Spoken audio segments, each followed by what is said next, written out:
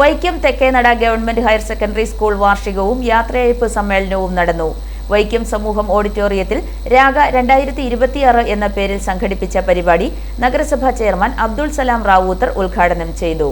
കലാപരിപാടികളും സമ്മാനദാനവും ചലച്ചിത്ര താരം വൈക്കം ഭാസി ഉദ്ഘാടനം ചെയ്തു. PTA പ്രസിഡന്റ് സജിത നന്ദകുമാർ അധ്യക്ഷയായി. സർവീസിൽ നിന്നും വിരമിക്കുന്ന ലാബ് അസിസ്റ്റന്റ് VP ബിന്ദുവിനെയും സംസ്ഥാന കലാകായിക മേളയിൽ വിജയിച്ച കുട്ടികളെയും ചടങ്ങിൽ ആദരിച്ചു. നഗരസഭ വിദ്യാഭ്യാസ standing committee chairman D Ranjith Kumar, ward കൗൺസിലർമാരായ MR Anilkumar, KB Girijakumari, school SMC chairman V Venkitesh, MPTA president Asha Jose, PTA vice president MK Babu, SMC മുൻ chairman TG Premnath, senior assistant RD Mridula, staff secretary TR Nisha എന്നിവർ സംസാരിച്ചു. തുടർന്ന് കുട്ടികളുടെ വിവിധ കലാപരിപാടികളും നടന്നു.